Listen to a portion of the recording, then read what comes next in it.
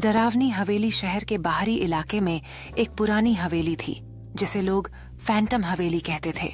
वहां जाने की हिम्मत कोई नहीं करता था क्योंकि कहते थे कि जो भी गया वापस नहीं आया। रिया नाम की लड़की को रहस्य जानने का शौक था।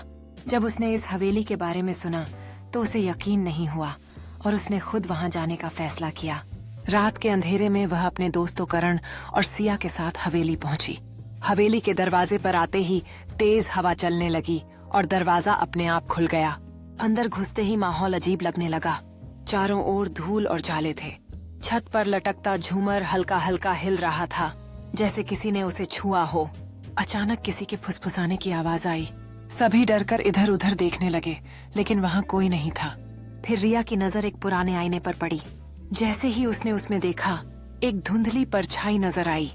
वह किसी लड़की की थी जिसकी आंखों में डर और दर्द था।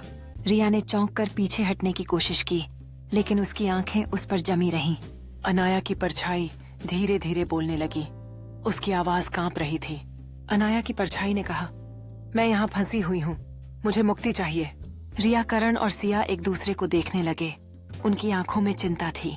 अनाया ने अपनी उंगली से हवेली के एक कोने की ओर इशारा किया जहाँ एक पुरानी सीढ़ी दिखाई दे रही थी। रिया ने साहस जुटाते हुए सीढ़ी की ओर बढ़ना शुरू किया। कर्ण और सिया उसके पीछे थे।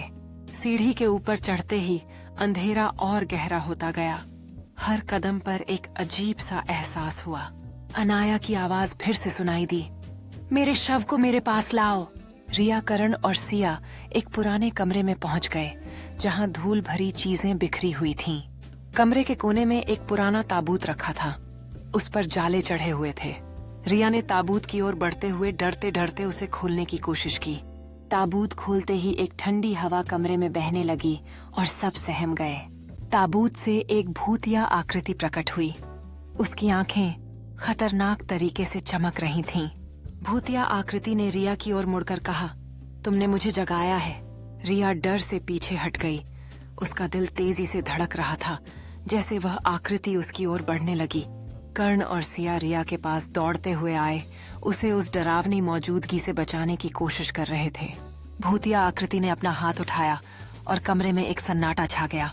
रिया ने भूत की दुखी मुद्रा देखी जब उसने कहा, मैं अपनी खोई हुई जिंदगी का बदला लेना चाहती हूँ। कर्ण ने साहसिकता से कदम बढ़ाते हुए आत्मा से पूछा कि उसे शांति पाने के लिए क्या चाहिए। भूत ने पुराने कमरे में एक छिपे हुए दराज की ओर इशारा करते हुए अपनी आंखों में आशा की किरण दिखाई। रिया ने सावधानी से छिपे हुए दराज को खोला, जिसमें धूल से ढका एक प्राचीन हार था। भूत ने ध्यान से देखा। जब रिया ने हार को पकड़ा